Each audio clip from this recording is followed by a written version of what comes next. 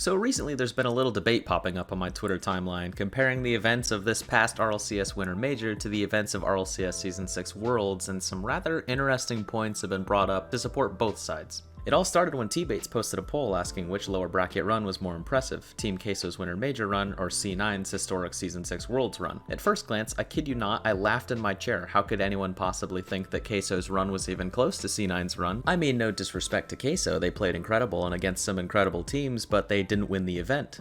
I was mid-laugh when suddenly it happened. A wild Johnny Boy had appeared, and to no one's surprise, was touting for Queso. Now I will admit, I let my NA bias get in the way every now and again. However, this was mind-boggling to me. The copium was real. Johnny Boy, one of the most respected analysts in the community, truly believed that Queso's lower bracket run was better than Cloud9's run. More and more EU bias began to seep out of the framework, and I knew, with the help of Bates, that I could put a stop to it. Well, not really with the actual help of Bates, I'm just kind of using his tweets every now and again, and maybe a few other people.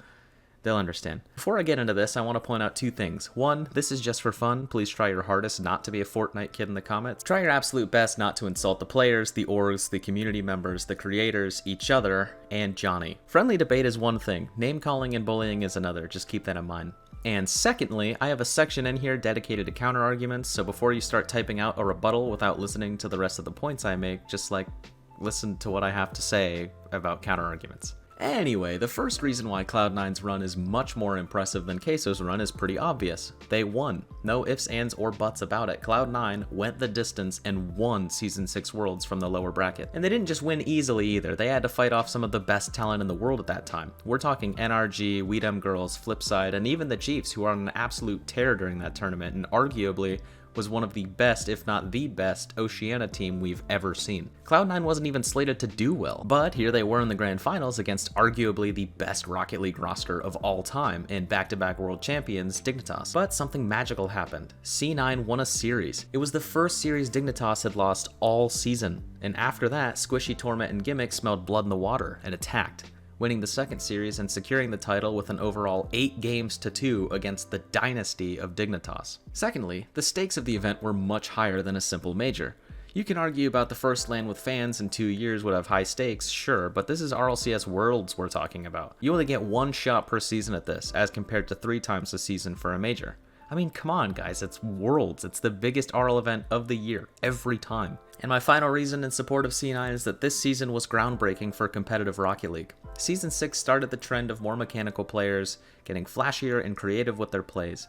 Players were faster and more accurate, new mechanics were beginning to be implemented, and overall the quality of gameplay began to dramatically increase due to this season, especially because of a few players on the C9 roster. Which leads me to the first and probably the best counter-argument, which is quality of play or quality of teams. It is no secret that gameplay in RLCS now is much, much, much better than gameplay in Season 6. No one is going to argue that. I mean, you'd be kind of silly to argue that. This is the main reason why people are stating that Queso's run is more impressive. My counter-argument for the counter-argument is, firstly, if you're going to state how the opponents today were much better than teams that C9 faced in Season 6, you also have to make that same skill increase for the team that is attempting the lower bracket run. Obviously, Season 6 Cloud9 would not do well in RLCS today skill-wise, just the same as how modern-day Queso would crush literally everybody in Season 6. You can't make an accurate comparison based on average skill of teams if all the teams are at a certain skill level.